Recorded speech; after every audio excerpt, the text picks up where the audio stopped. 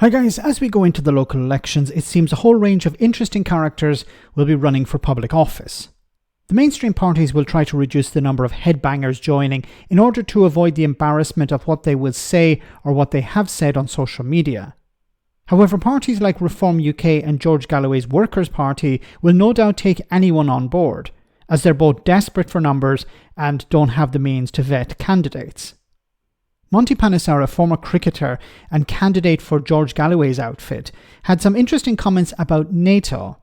He seems to believe that it's necessary to leave the organisation to take back control of Britain's borders. What?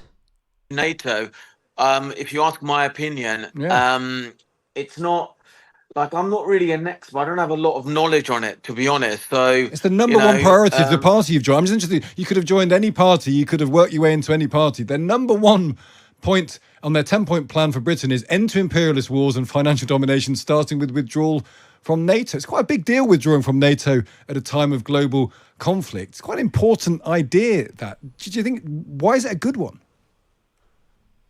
Well, I think the reason they're saying that, reason our party is saying it, right, is because we don't really have control on our borders, right? We have illegal migration. And then what ends up happening is some of these illegal migrants, they go into the more poorer, deprived areas, and then the resources get strained in them areas. And it affects, the ordinary people, our working people in this country. So it affects the poorest. And I think that's one of the reasons, our party wants to maybe have a debate about, is it really necessary to be in NATO or not? But what's that got to do with NATO? What's immigration got to do with NATO? This 10-point plan doesn't mention immigration anywhere. It doesn't mention immigration as a single issue to your party. It starts with withdrawing from NATO. I can't see how the two are connected. Well, I think, what the real question is, right, is our party wants to have a debate on NATO. Yeah, why is that? Is because we can't control our borders. That's the fact. Like, would you agree that we have a problem with illegal migration in this country? Your party doesn't refer to illegal migration anywhere in its 10-point plan. It wants to withdraw from NATO. What is your understanding of NATO? What is NATO? I don't have a deep understanding of NATO. Like, this is what I said. It's like, but what is it? But what is it?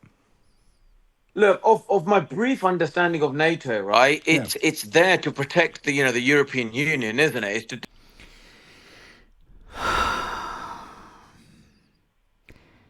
NATO is there to protect the European Union. Like, if this was some obscure part of the manifesto that the guy hadn't fully understood, okay. This is the first line of their manifesto. This is the first policy. We want to leave NATO. And this guy's understanding of NATO is it's there to protect the European Union. And he's talking about illegal migration. We need to leave NATO in order to control our borders. Does he actually know what he's talking about?